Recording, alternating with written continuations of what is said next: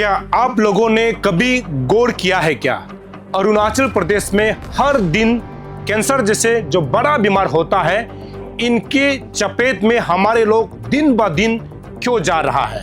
और अरुणाचल प्रदेश में कैंसर बीमारियों का पेशेंट जो है इतना क्यों बढ़ रहा है और किस कारण से कैंसर होता है, क्या आप लोगों ने कभी सोचा है।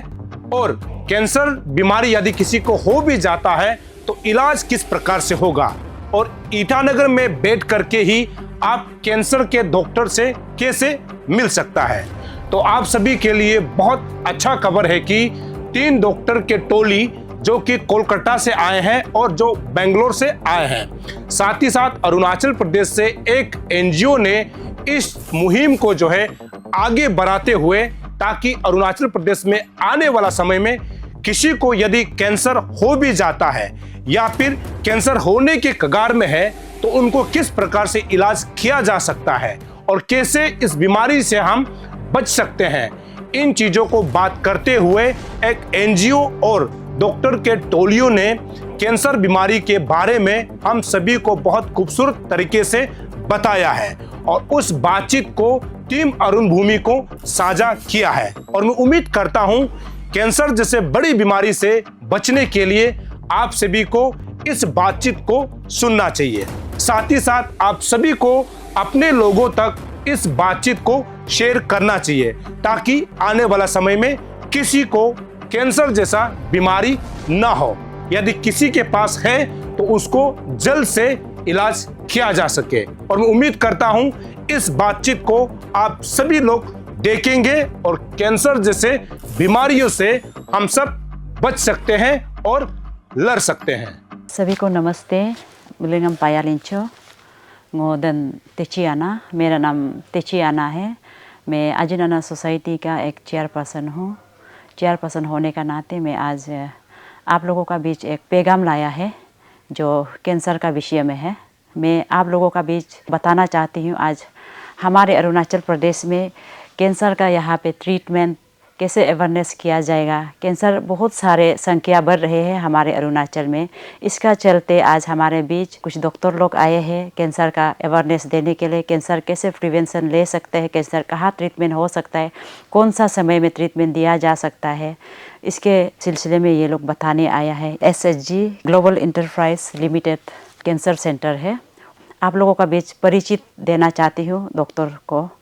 आज हम सबसे पहले सर आप बताइए हमारे अरुणाचल के लिए कैंसर के लिए क्या करना चाहते हैं, आप बताइए। जी नमस्कार, मेरा नाम डॉक्टर मोहम्मद मासूम परवेज़ है। मैं HCG cancer hospital new town Kolkata में कैंसर सर्जन हूँ। तो हमने एक पहल के तहत अरुणाचल में एक कैंसर OPD की शुरुआत की है पोलो हॉस्पिटल में। तो उसमें महीने के हर शनिवार को एक cancer expert HCG cancer hospital के तरफ से यहाँ OPD करेंगे, कैंसर के मरीज़ों को देखेंगे ताकि उनका सही समय पे कैंसर हम पकड़ पाएँ और कैंसर के क्या लक्षण होते हैं ये बता पाएँ मरीज़ों को, और क्या सही ट्रीटमेंट है। जो मरीज़ कहीं और ट्रीटमेंट करा रहे हैं उन्हें भी हम गाइड कर सकें कि क्या ट्रीटमेंट होना चाहिए, और जिनका ट्रीटमेंट हो चुका है उनका हम फॉलोअप भी यहीं करना चाहते हैं कि जब भी हम इस OPD में अवेलेबल रहें तो उन कैंसर के मरीज़ों को यहीं पर देखकर सटीक इलाज बता पाएँ। जी। और सर आप लोग कौन सा अस्पताल में, कौन सा क्षेत्र में, कौन सा जगह में आप लोग ये स्थापित करने जा रहे हैं, सर आप बताइए। मेरा नाम डॉक्टर अरिजीत विष्णु है। मैं एक हिमेटो ऑन्कोलॉजिस्ट हूँ HCG कैंसर सेंटर कोलकाता में। हिमेटो ऑन्कोलॉजिस्ट और हिमेटोलॉजिस्ट का मतलब ये होता है कि जो विशेषज्ञ या जो डॉक्टर खून या खून से उत्पत्तित जो कैंसर होते हैं उसका इलाज करता है। तो यहाँ पे हम पोलो हॉस्पिटल के साथ मिलके एक OPD शुरू कर रहे हैं जो कि महीने के हर शनिवार को होगा, और उस शनिवार को कैंसर से रिलेटेड एक एक्सपर्ट हमेशा अवेलेबल होगा आपके काउंसलिंग के लिए, आपके डायग्नोसिस के लिए और एक ट्रीटमेंट प्लान के लिए। तो आप में से कोई भी कैंसर से अग्रसित है या आपको डाउट है कि आपको कैंसर है तो आप हमसे मिल सकते हैं और अपने डायग्नोसिस को कर सकते हैं। अच्छा सर, आप SCG के बारे में हमें बताइए कि हमारे अरुणाचल के लिए आगे ये क्या काम कर सकता है, और SCG जो क्या है। नमस्कार, मेरा नाम डॉक्टर मंजुनाथ है। मैं कैंसर सर्जन हूँ। Bengaluru health care global enterprises cancer hospital में काम करता हूँ। HCG के बारे में थोड़ा बात करेंगे। Health care global enterprise is a network cancer care centres all over India. इसका सेंटर्स है and even outside India also it has centres. There are 25 centres. ये SHG सेंटर जो कैंसर सेंटर है ना, तो कैंसर सेंटर है। अगर आप लोग ने ये बताया कि हम लोगों को यहाँ पे पोलो हॉस्पिटल का साथ आप लोगों का साथ एपिलेशन करके अर्ली ट्रीटमेंट, अगर कोई क्वारीज अबाउट द कैंसर तो उसको आगे आप लोग SHG जो आप लोग प्रोसेस में लेके जाएंगे ट्रीटमेंट आगे। आप लोग कौन सा हॉस्पिटल में आप लोग रिफर? जी, तो HCG की तरफ से जो यहाँ पर OPD हो रही है उसमें जो भी कैंसर के मरीज आएंगे, अगर उनका कैंसर पहले से डायग्नोस्ड है या फिर नहीं है, अगर उनको कोई लक्षण है जो कैंसर के लग रहे हैं तो उन्होंने अगर हमें दिखाया तो हम उसे यहीं डायग्नोस करने की कोशिश करेंगे। ठीक है, अगर कैंसर डायग्नोस्ड है तो फिर उन्हें क्या ट्रीटमेंट चाहिए, उन्हें कीमोथेरेपी चाहिए, रेडिएशन चाहिए या सर्जरी चाहिए, तो उस हिसाब से हम उन्हें गाइड करेंगे। लेकिन ट्रीटमेंट जो है, क्योंकि कैंसर सर्जरी एक बहुत ही कॉम्प्लिकेटेड सर्जरी है तो वो हर सेटअप में नहीं हो सकता, तो उसके लिए पेशेंट को HCG आना पड़ेगा। HCG के कोई भी सेंटर में, वहाँ हम उनका सर्जरी करेंगे या क्योंकि वहाँ एक छत के नीचे हम कैंसर की सारी सुविधाएं उन्हें दे सकते हैं, B it surgery, radiation, chemotherapy, PET scan. तो ये सब करना यहाँ संभव नहीं है, इसलिए यहाँ हम पेशेंट देखेंगे और बाकी इलाज उनका HCG के किसी भी सेंटर में होगा। अच्छा सर, इलाज करने वहाँ में हम लोग पोलो में जाएंगे। आपको कैंसर का अर्ली सिम्टम जो क्या होता है तो हम लोग कैसे पता चलेगा कि हम कैंसर है बोल के? हाँ, आपका वहाँ में कुछ मशीन्स है क्या डायग्नोस करने का पोलो हॉस्पिटल में? तो पोलो हॉस्पिटल में हमारे पास मिनिमम इन्वेस्टिगेशंस की हमारे पास सुविधाएं हैं, जो बेसिक इन्वेस्टिगेशंस होते हैं जिससे हम सस्पेक्ट कर सकते हैं कि कैंसर है या नहीं, उतना हमारे पास है। उससे फर्दर अगर हमें कंफर्मेशन चाहिए, क्योंकि कैंसर का जो इलाज है वो सिर्फ डायग्नोसिस पे सीमित नहीं रहता है, कैंसर का हमें डायग्नोसिस करना पड़ता है। कैंसर बहुत तरीके के होते हैं तो उसे पता करना होता है कि कौन सा तरीके का कैंसर है, और उसके बाद हमें स्टेजिंग भी करनी होती है कि कैंसर कितना फैला हुआ है।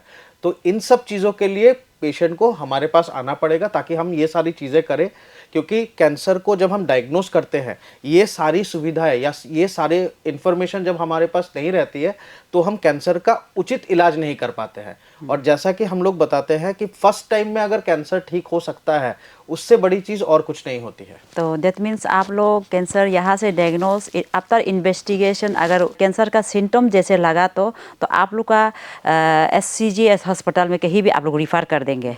हाँ, ओके।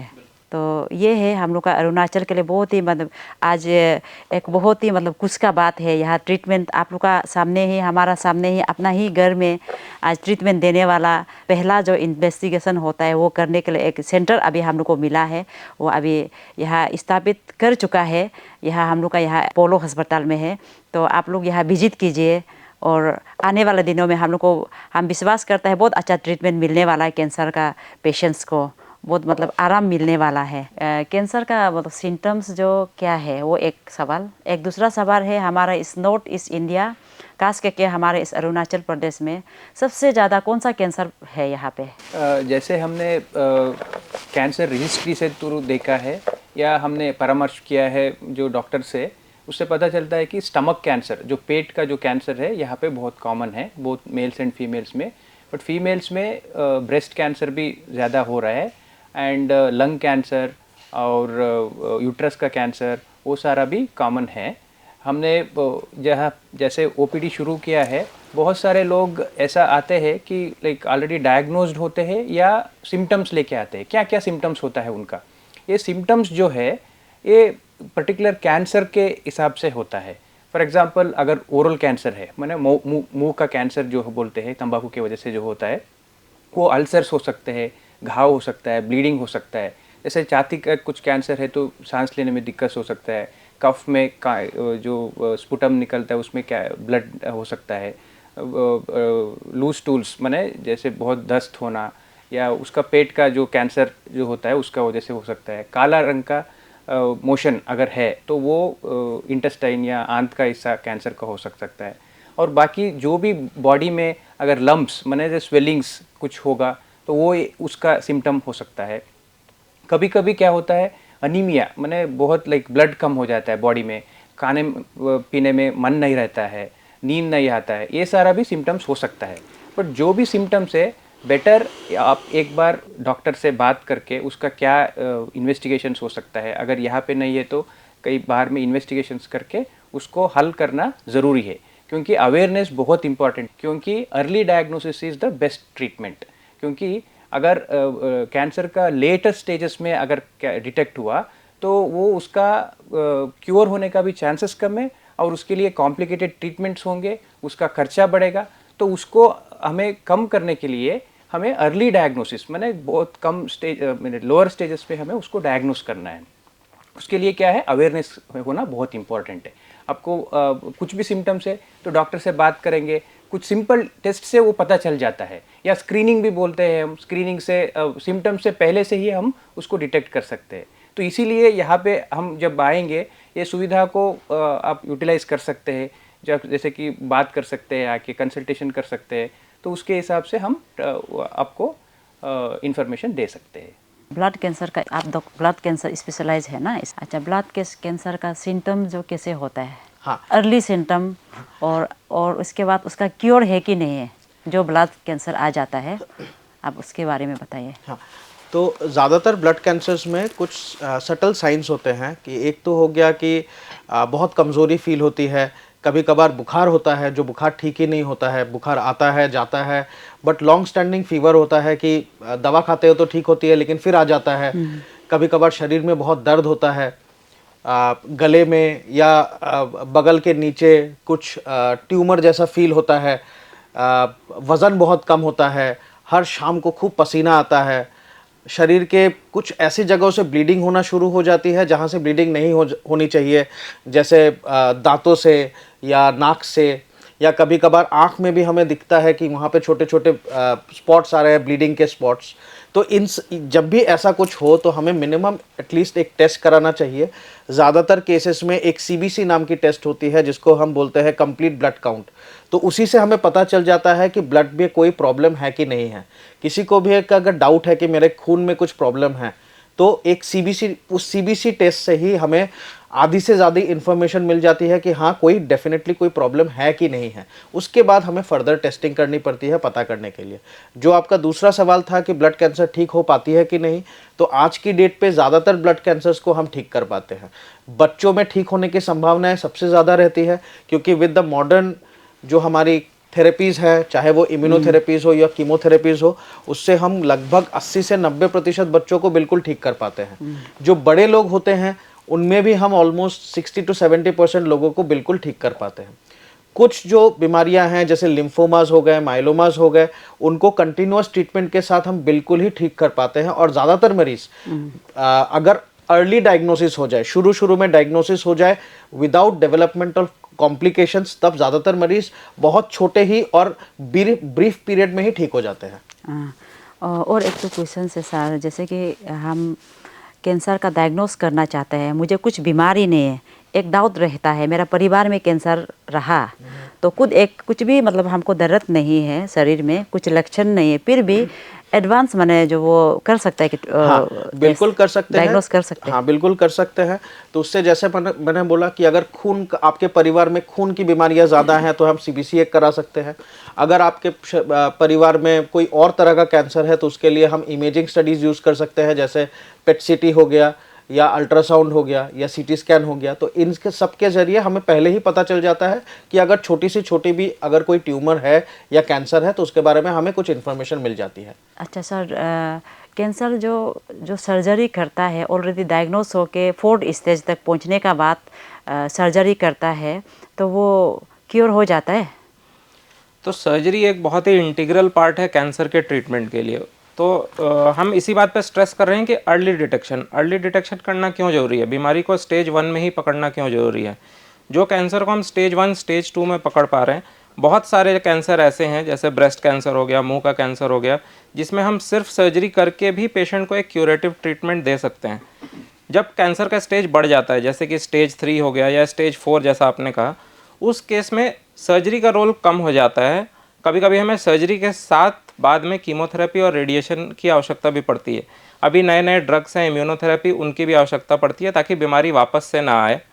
स्टेज 4 कैंसर में सर्जरी काफ़ी लिमिटेड सेटिंग में होती है कि अगर मरीज को कोई परेशानी हो रही है उसे हम पैलिएटिव सर्जरी कहते हैं, कि जैसे मरीज खा नहीं पा रहे हैं, मरीज के आंतों में कुछ ब्लॉकेज है तो उसके लिए सर्जरी करते हैं। बट मोस्टली जो इलाज होता है स्टेज 4 में वो कीमोथेरेपी, रेडिएशन या इम्यूनोथेरेपी से हम उसको डील करते हैं। ओके।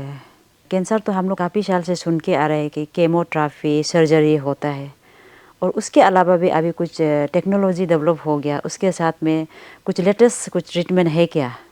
कैंसर ट्रीटमेंट में हमारा मकसद दो होते हैं।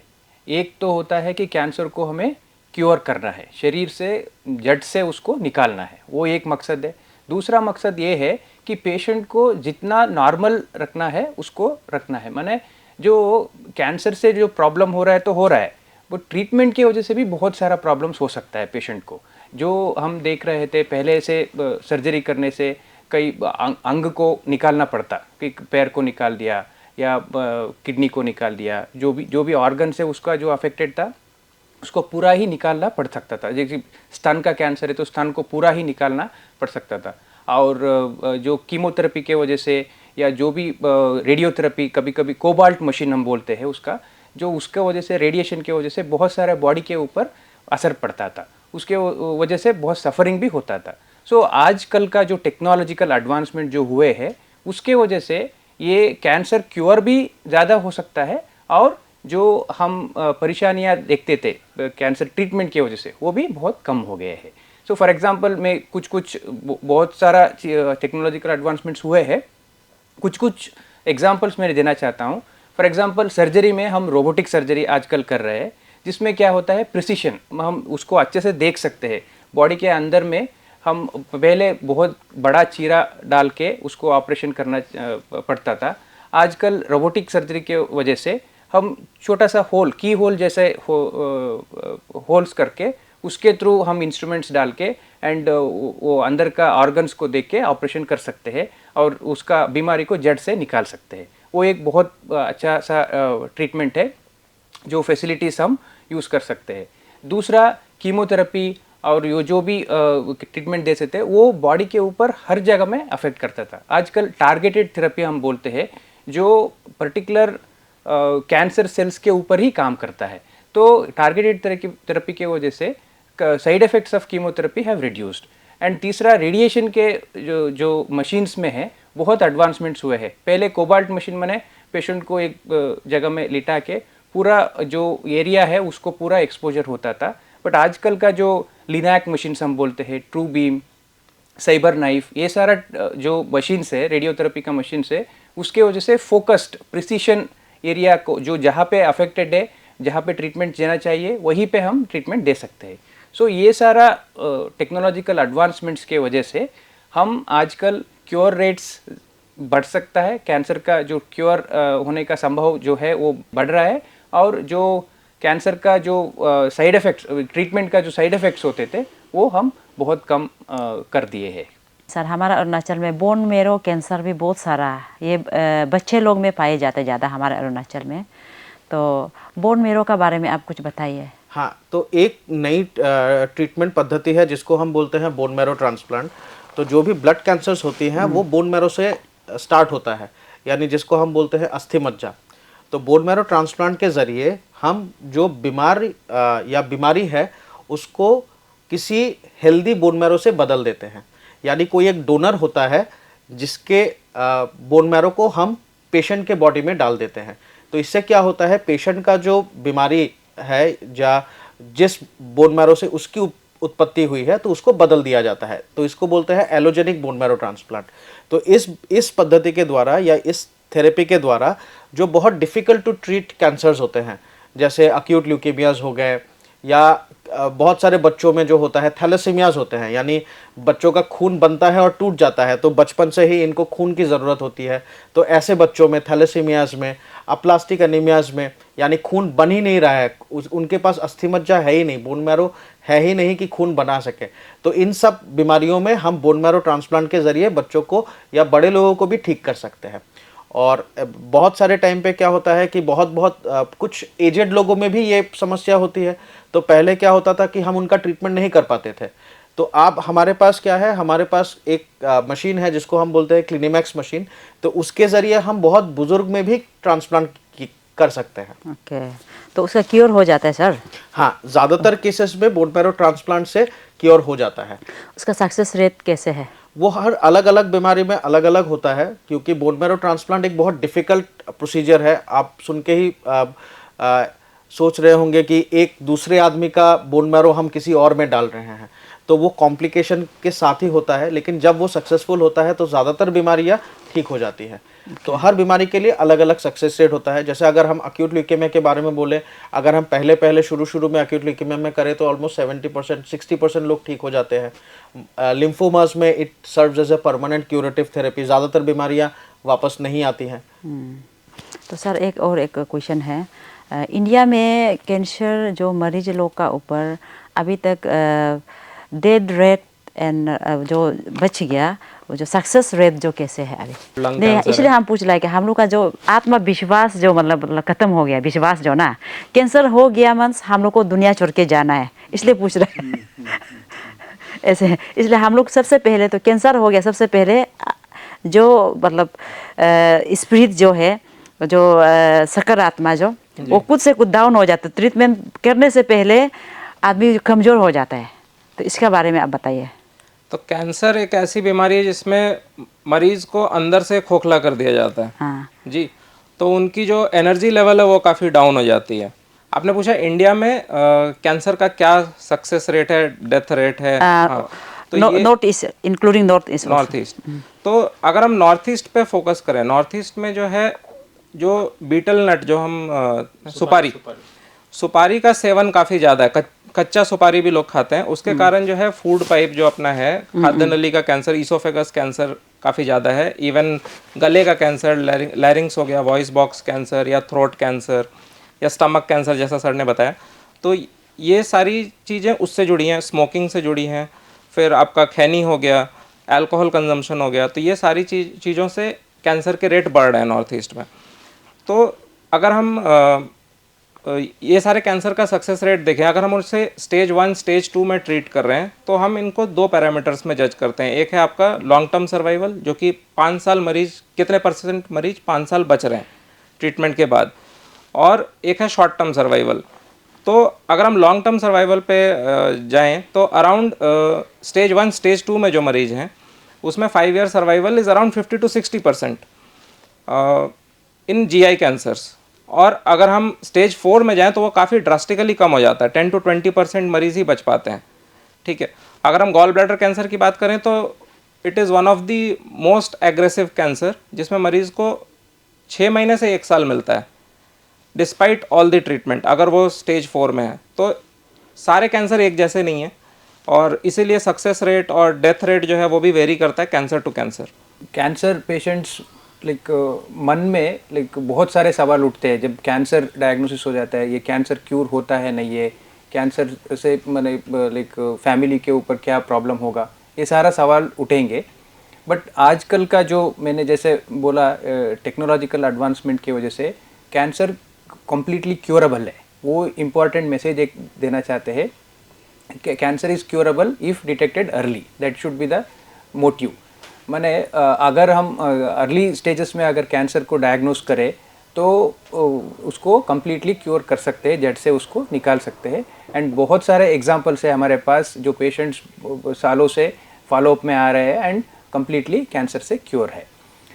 दूसरा चीज़, जैसे कि कैंसर का डायग्नोसिस होने से हमारा मन में एक आत्मविश्वास खो जाते हैं। हम आत्मविश्वास को इसलिए खोते हैं कि हमारे मन में रहता है कि डर रहता है कि कैंसर हो गया मुझे, अभी और क्या कर सकते हैं हम कुछ भी नहीं कर पाएंगे, हमारा जीवन बर्बाद हो गया, ऐसा हम सोचना शुरू करते हैं। उसके लिए यहाँ पे हेल्थ केयर ग्लोबल पे भी है, और हमारा जो भी कॉम्प्रिहेंसिव कैंसर सेंटर्स बोलते हैं हम, उसमें साइको ऑन्कोलॉजी का एक ब्रांच है जिसमें पेशेंट को आत्मविश्वास दिलाते हैं हम। मैंने जैसे कि फिजिकल सिम्टम्स जो है वो अलग है, मन का जो प्रॉब्लम्स है उसको भी वो डील करते हैं। सो ये मैसेज देना चाहता हूँ कि कैंसर डेफिनेटली क्योरेबल है। आप जो भी सिम्टम्स है उसको नेग्लेक्ट ना करते हुए उसको डॉक्टर्स के साथ में परामर्श करना है। एंड अगर कैंसर भी डायग्नोज होगा तो भी आपको आत्मविश्वास नहीं खोना है और अच्छी तरह से ट्रीटमेंट देके उससे बाहर आना है। कैंसर ट्रीटमेंट एक वार जैसा है, युद्ध जैसा है, उसको हमें कैंसर को हरा के हमें जीतना है। Thank you so much. मैं हमारे सभी अरुणाचल लोगों को बताना चाहती हूँ, मैं एक संस्था के तौर पे उन लोगों का साथ आज से जोड़ा है और आगे भी जोड़ेंगे, इसलिए आज उन लोगों का साथ है। तो मैं सभी अरुणाचल के सभी वासियों को ये बताना चाहती हूँ कि आज हमारे बीच बहुत ही मुख्य डॉक्टर्स लोग हैं। उन लोगों का कहना है कि कैंसर जो इलाज हो सकता है, cancer can be treated, and उसको डेथ सेंटेंस में ना लिया जाए। हम लोगों का बहुत ही गलत सोच है कि कैंसर हो गया बस हमको मरना है।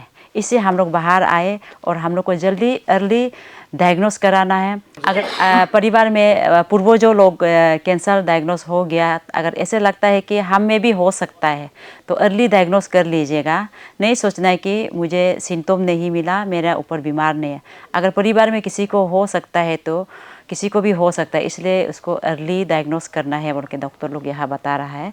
तो हम ये मैसेज देना चाहता है हमारा अरुणाचल लोगों को, डायग्नोस करें कैंसर को और कैंसर को डेथ सेंटेंस में लेके ना जाए, उसके प्रति नेगेटिविटी नहीं लेना है और ट्रीटमेंट करने के लिए आगे आए।